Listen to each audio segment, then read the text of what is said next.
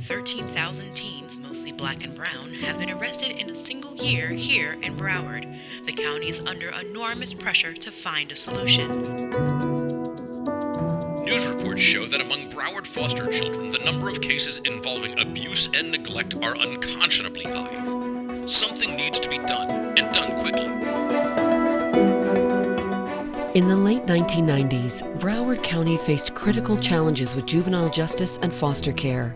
Addressing these crises, impacting Broward's most vulnerable, our children, challenged us and changed us for the better. But I knew that the early intervention and prevention programs that were desperately needed here were going to happen. And they wouldn't have happened if it hadn't been for the Children's Services Council.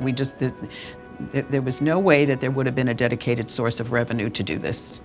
The County Commission had a Children's Services Committee, and they had a pot of funding that they provided, but it was really a small amount of money compared to the need and compared to the population of children in need in Broward. Nan became the leading advocate to create the Independent Children's Services Council.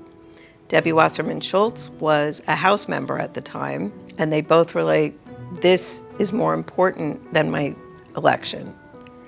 We believe in this so strongly that if this costs us the election, then so be it. Howard Tallenfeld was a big proponent.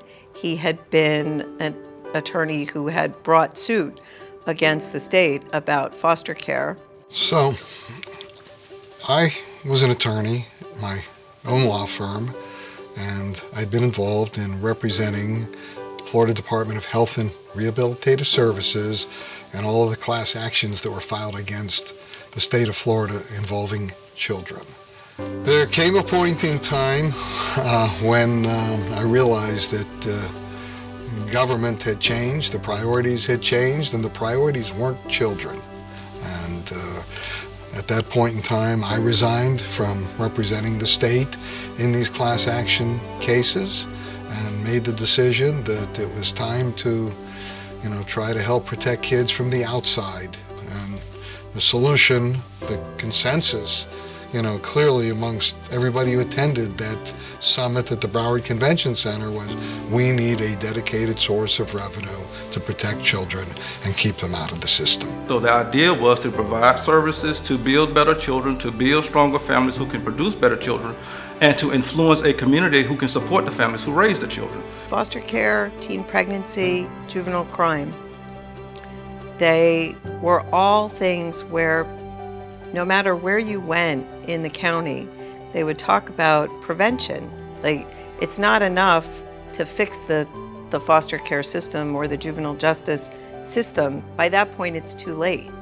What we really want to do is prevent children from getting pregnant. You want to stop teen pregnancy. You want to strengthen families, prevent them from winding up in these systems in the first place. And that's what Children's Services Councils are all about, is prevention.